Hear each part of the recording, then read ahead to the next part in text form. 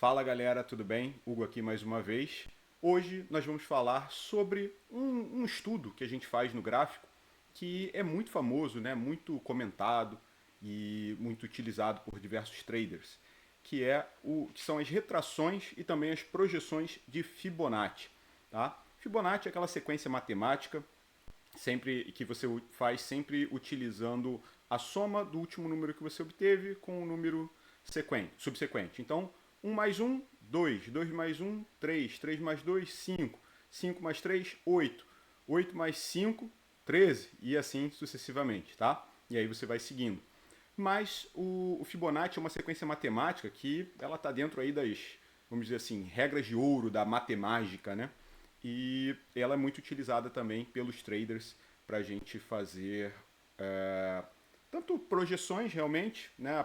Vocês vão entender o que é uma projeção, o que seria uma retração ali do Fibonacci, e a gente vai então demonstrar certamente na prática aqui para vocês. Então, já estou aqui no cantinho, gráfico aqui em cima de mim na direita, e vamos lá. Botei aqui mais uma vez SPX, índice, né? Aqui nesse momento nós estamos, deixa eu ver, com a média simples de 200 e a média móvel de 9. Tá? Não tem nenhum desenho feito aqui, só essas médias. E como é que a gente utiliza o Fibonacci? Bom, primeiro, existem vários tipos, né, de Fibonacci aqui. Se vocês forem procurar as ferramentas, né, de Fibonacci, seja no TradingView, aqui na Thinkorswim, que é a que eu uso, vocês vão ver que existem mais do que um Fibonacci. Então aqui, por exemplo, a gente tem Fibonacci Time Extensions. Opa, claro, né? Eu peguei errado aqui. Peraí. Fibonacci Time Series. Então, Time Series aqui a gente tem uma projeção de Fibonacci a partir de um determinado dia, de um dia para frente. Então, que seria de tempo. Aqui a gente tem outro tipo de Fibonacci, Fibonacci que usa essas projeções circulares. Então a gente tem diversos nomes que aparecem aqui, ó, Fibonacci Spiral, Fibonacci Fans, esses daqui não, Fibonacci Arcs, Fibonacci Time Extensions, Fibonacci Time Ratios, enfim, aqui a gente tem Fibonacci Extensions, Fibonacci Retracements. Seria justamente a extensão de Fibonacci e a retração de Fibonacci. Na prática, esses dois aqui são os mais utilizados e são deles que nós vamos falar hoje. E vocês vão ver que também acaba que é mais ou menos a mesma coisa um e outro, só são formas diferentes de você utilizar a mesma ferramenta. E como é que nós normalmente devemos traçar o Fibonacci? Existem diversas formas, diversos critérios, como sempre, vou repetir, vocês devem escolher aquele que se adapta ao estilo de trade de vocês, tá?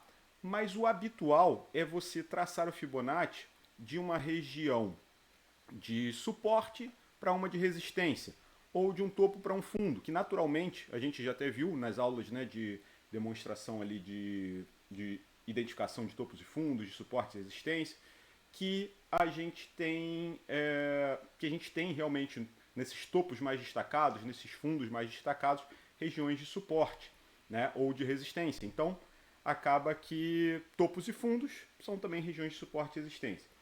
Então você pega normalmente e traça, né, uma retração de Fibonacci de uma região de topo para uma região de fundo, numa perna de alta, ou de um fundo para uma região de topo numa perna de baixa.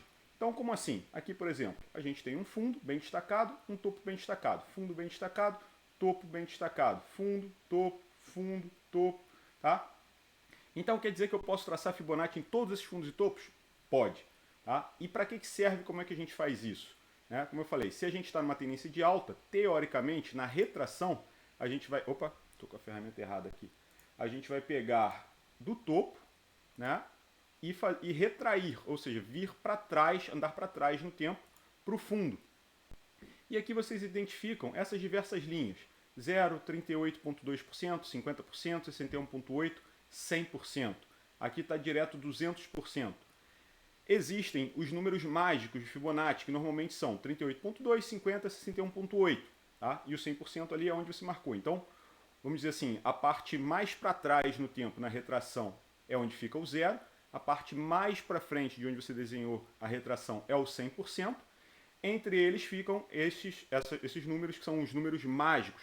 Eles são utilizados, tá? Não vou entrar na questão matemática aqui, mas eles são os mais utilizados realmente E nessa região, cada pessoa vai utilizar um valor diferente, mas nessa região é que normalmente ocorrem os pullbacks. Então aqui, por acaso, né?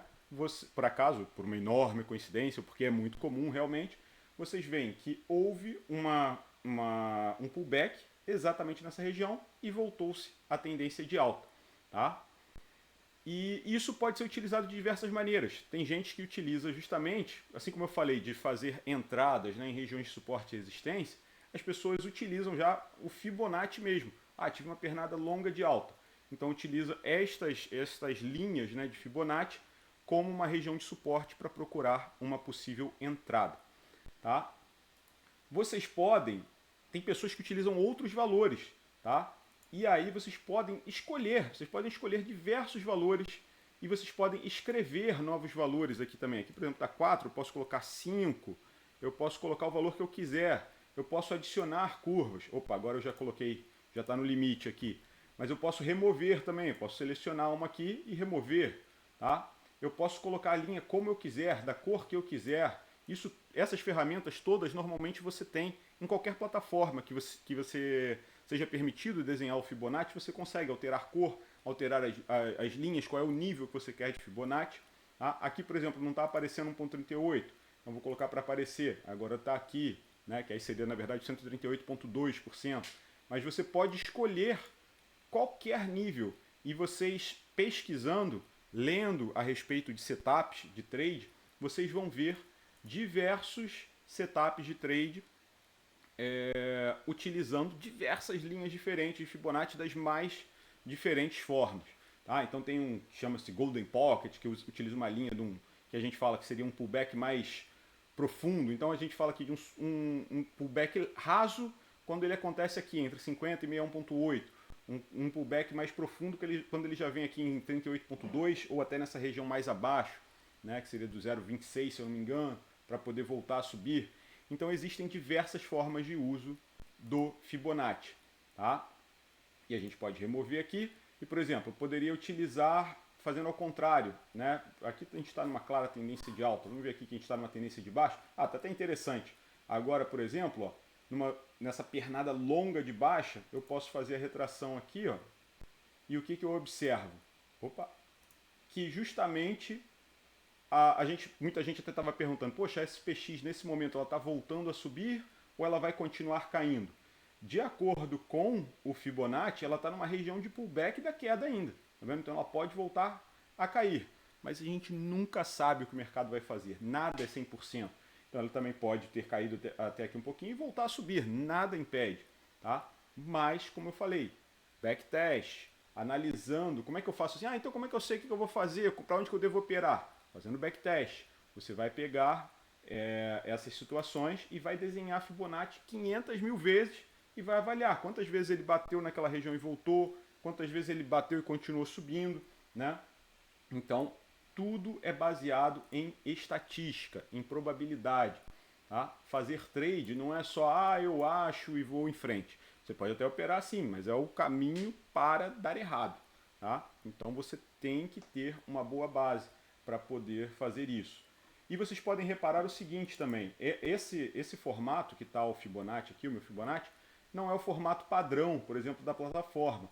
Eu vou desenhar aqui de novo mesmo, mas agora daqui para vocês verem. Reparem que eu tenho linhas para baixo e para cima. Tá? Por que eu fiz desse jeito? Porque desse jeito, se eu fizer tanto de baixo para cima quanto de cima para baixo, aqui por exemplo eu fiz de cima para baixo. Qual é a diferença? Aqui eu tenho a linha de 0, aqui eu tenho a linha de 100%. Né? E aqui eu tenho 61.8 para cima e 38.2 para baixo. Mas eu também posso utilizar dessa forma, como quando eu configuro assim.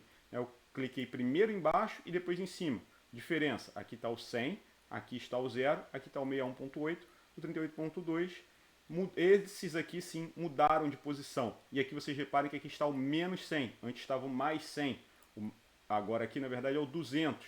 Então, vocês sabendo essas diferenças, essas sutilezas, vocês podem utilizar os valores que vocês quiserem, porque às vezes tem esses valores ditos aí irmãos, né? Então aqui, por exemplo, o menos 100, ele é o irmão, na verdade, do 200, tá? O menos 161.8, ele é o irmão aqui do 261.8, tá certo? Então são valores correspondentes, espelhados para cima e para baixo. Então você pode utilizar essas projeções, essas retrações de diversas formas diferentes. No caso da projeção, até, né, falei até da projeção aqui agora, a gente utiliza muitas vezes quando a gente quer fazer uma projeção de alguma de 3 pontos, por exemplo. Né? Então, por exemplo, num triângulo. Vou até desenhar um triângulo aqui. Vamos supor que aqui eu tivesse esse triângulo e que eu quero fazer a projeção dele. Ele estava aqui rompendo para baixo. Então eu pego aqui, eu faço um clique na origem do triângulo, outro clique na outra ponta do triângulo e puxo ele para cá. Então esse é um desenho que eu faço a partir de 3 pontos. Então o que eu fiz aqui? Eu peguei simplesmente essa distância daqui até aqui, essa altura, essa amplitude, né, e projetei essa amplitude aqui. Então essa diferença da linha 0 para a linha 100 tem exatamente a mesma amplitude da distância desse ponto máximo desse candle para esse ponto mínimo desse candle. Só que eu projetei essa amplitude a partir da mínima desse candle aqui. Então esse daqui seria o alvo do rompimento do triângulo. Vocês reparem que quase já foi atingido o alvo aqui, ele acabou sendo atingido neste candle. Tá? Então atingiu o alvo, beleza, depois acabou indo para o lado contrário. Tá certo? Então, vocês podem utilizar Fibonacci, seja retração quanto projeção, para fazer também, para também traçar alvos. E aqui eu falo, eu acabo não utilizando a projeção, porque eu acabo muitas vezes pego daqui mesmo. Falo assim, mas espera aí, naquela hora você fez a projeção a partir daqui, não foi isso? Oh, sim, então eu traço a amplitude aqui, depois eu venho, coloco ativar desenho e trago ela para cá, pronto. Da mesma forma eu vou ter o alvo aqui traçado, 100%. Tá? Então eu uso muitas vezes só a retração e eu vou movimentando. Claro que aqui seria mais fácil utilizar a projeção diretamente. Né? São dois estudos diferentes que você tem aqui, 2 ferramentas de desenho diferentes, eu diria, não estudos, mas que aí você traça de acordo com a sua preferência. Tá? Então você pode realmente utilizar de qualquer forma. Mas desde que você use de forma consistente, que você tenha backtest, que você faça uma avaliação, que você estude, que você tenha um mentor que te mostre ali como utilizar, para que você faça tudo dentro de um regramento, de um sistema operacional, dentro de uma regra de trade. Beleza? Aproveitando, só quero lembrar vocês o seguinte, ficou com dúvida? Não entendeu alguma coisa? Comenta aqui, pode comentar aqui no vídeo, que eu gravo um outro vídeo, vou começar agora a gravar shorts também, para poder deixar sempre tudo o mais mastigado possível. Beleza?